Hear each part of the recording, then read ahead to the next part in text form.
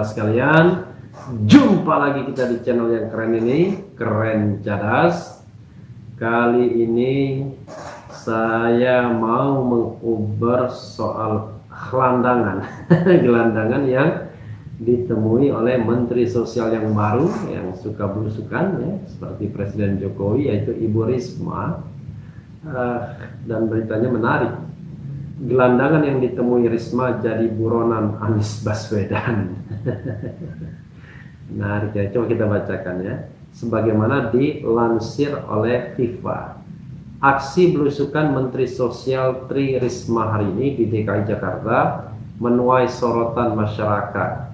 Dalam salah satu belusukannya, Risma bertemu dengan gelandangan atau tunawisma di Jalan Sudirman Tamrin, Jakarta Pusat. Hal ini mengundang komentar dari Wakil Gubernur DKI Jakarta Ahmad Riza Patria. Sepanjang tinggal di Jakarta, Riza mengaku baru kali ini melihat ada tunawisma di kawasan Sudirman Tamrin yang dikenal sebagai kawasan perkantoran tersebut. Memang, saya sendiri sudah hidup di Jakarta sejak umur 4 tahun, baru dengar ada tunawisma di Jalan Sudirman Tamrin, kata Riza kepada wartawan di Jakarta Rabu 6 Januari 2021 ya. Menurut Riza, Gubernur DKI Anies Baswedan juga penasaran dengan hal tersebut. Anies memerintahkan Kepala Dinas Sosial DKI Jakarta untuk mengecek tunawisma itu. Saya, Pak Gubernur, langsung memerintahkan kepada Kadinsos untuk mengecek siapa orangnya. Kenapa ada di situ, ujar Riza. Riza menjelaskan, kawasan Sudirman Tamrin merupakan kawasan yang terbuka sehingga kehadiran tunawisma pasti mudah terlihat orang. Tunawisma menurut dia biasanya ada di kawasan pinggiran Jakarta. Ya, luar biasa ya tunawismanya.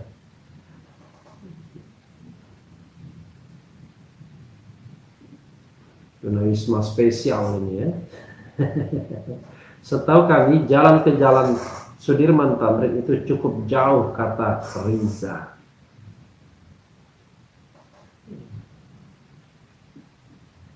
Ya, sobat era sekalian, itu tadi ya soal gelandangan ya. Jadi memang menteri yang baru ini rupanya termasuk menteri yang suka belusukan ya. Ini ada juga dari FIFA News ya, mengungkap sosok gelandangan yang ditemui Risma saat belusukan. Siapa dia ya? Nah, coba kita bacakan secara lengkap ya. Coba kita lihat. Kita tampilkan semuanya dulu. Ya. FIFA, belusukan Menteri Sosial Tri Risma hari ini atau yang biasa disapa Risma menjadi perbincangan warganet.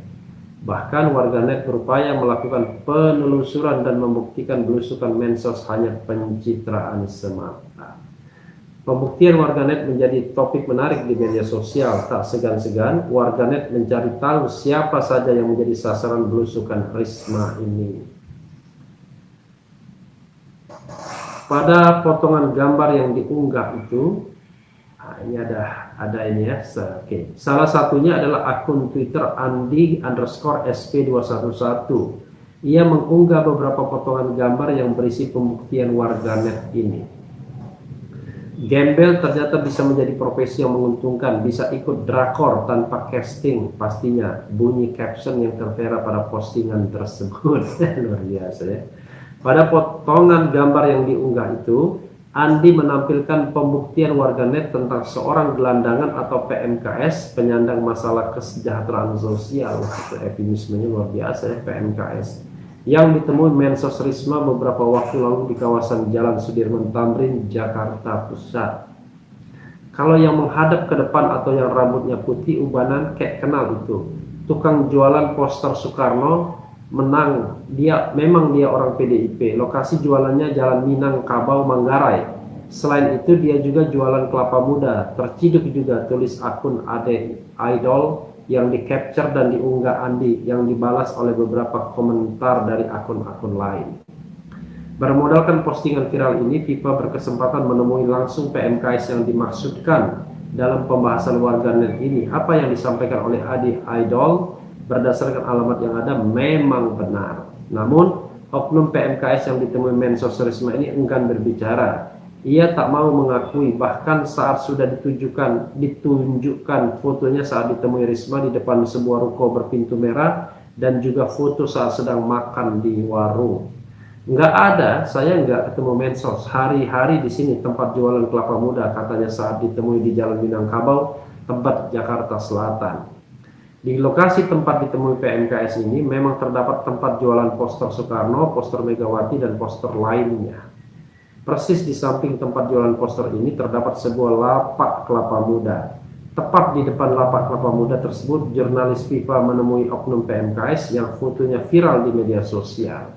Namun, pembicaraan dengan oknum PMKS ini berhenti saat seorang dari dalam lapak poster tersebut memanggilnya untuk masuk. Ia kemudian masuk ke dalam lapak dan tak mau menjawab pertanyaan wartawan. Ya, Sobat RH sekalian, ya.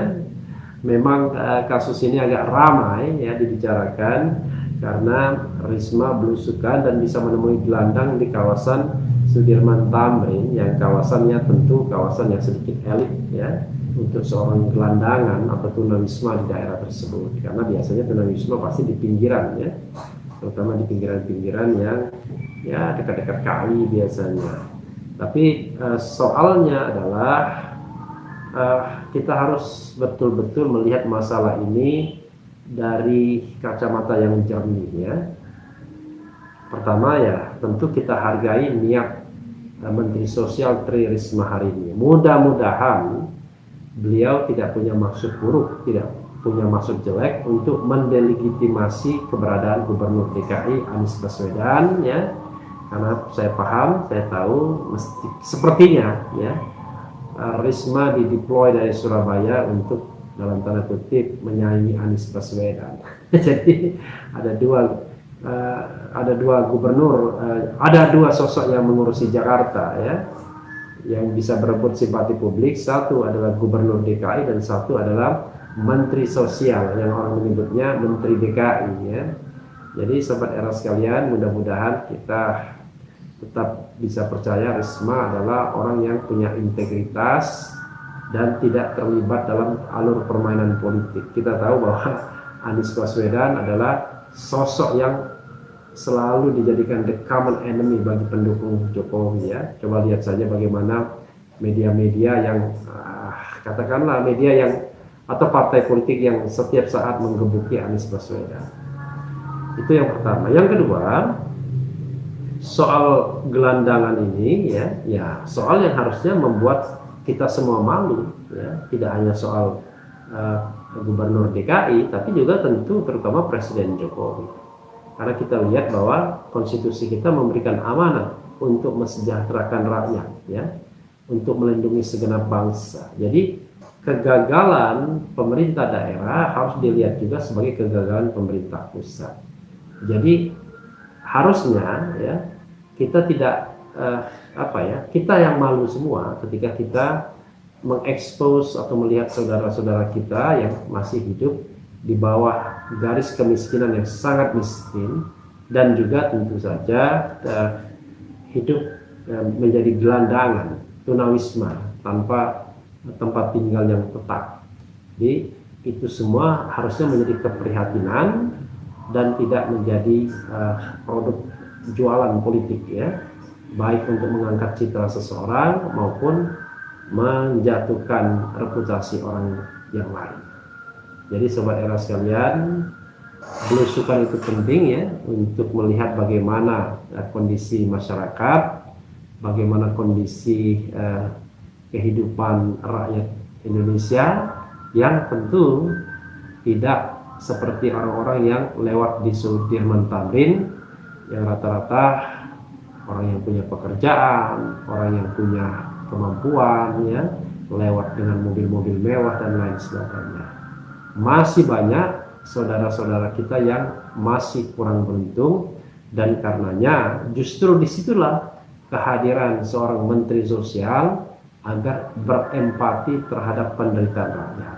Sekali lagi, yang jelas, yang penting itu tidak digunakan sebagai sarana politik, apalagi sarana politik untuk kontestasi Pilkada DKI 2022 mendatang, di mana kita tahu bahwa Risma pasti jadinya ya akan menjadi pesaing berat Anies Baswedan karena dia di jalur merah ya. Anies Baswedan mungkin tetap di jalur hijau dengan dukungan kelompok-kelompok Islam kanan, sementara Risma tentu akan didukung oleh kelompok-kelompok nasionalis tengah kiri. Tadi tengah kanan, satunya tengah kiri. Ya, kelompok Islam ada juga, tetapi memang kita tahu bahwa Islam itu ada Islam tradisional dan ada Islam modern. Dan Islam tradisional secara ideologis kok sepertinya lebih dekat dengan kelompok nasionalis ya. Dan Islam modern itu kanan ya, inilah pendukung Anies Baswedan di Pilkada DKI 2017 dan mungkin saja di Pilkada 2022 kalau digelar. Kalau tidak digelar dan baru digelar 2024, mungkin konstelasi akan berubah, tidak lagi pada persaingan Pilkada DKI tapi sudah menjadi persaingan menjadi presiden dan wakil presiden. Dan Risma bisa jadi dengan posisi barunya ini akan masuk dalam kancah persaingan tersebut. Walaupun saya sendiri sebenarnya kalau dilihat hasil survei belum melihat Risma sebagai sosok yang sophisticated untuk menjadi pemimpin tertinggi. Mungkin untuk menjadi untuk menjadi seorang wali kota, untuk menjadi seorang gubernur masih pantas, tapi untuk menjadi seorang presiden di mana yang dibutuhkan justru policy, kemampuan manajerialnya, kita belum melihat hasil survei yang cukup signifikan bagi Tri Risma hari ini. Survei-survei masih berkisar di antara Prabowo Subianto, Ganjar Pranowo, ya, Anies Baswedan, Ridwan Kamil dan Sandiaga Uno. Bahkan Khofifah Indar Parawansa pun belum muncul dan belum moncat di dalam perhelatan survei-surveian ini ya untuk perhelatan Pilpres 2024. Tapi bagaimanapun kita tetap hargai sosok seperti Risma yang peduli, punya concern untuk bersentuhan dengan rakyat yang kita jarang lihat di pejabat-pejabat yang ada. Nah, mudah-mudahan ketulusan, keikhlasan tokoh-tokoh publik seperti Risma itu akan berbuah pada penghargaan masyarakat. Yang penting tidak berusaha mengeksploitasi tunawisma tersebut, dan juga bukan karena perintah, karena pesuruh partai untuk melakukan political decay terhadap sosok Gubernur Anies Baswedan. Ya, sobat daerah sekalian, itu saja ulasannya. Yang penting tetap di channel ini, karena di channel ini Anda akan dirayu, ditipu, dibaperin, dicecap, diuber pula di jalur khusus. Karena channel ini adalah channel yang mengancam, memeras, dan membenci. Jangan lupa subscribe, like, comment, and share.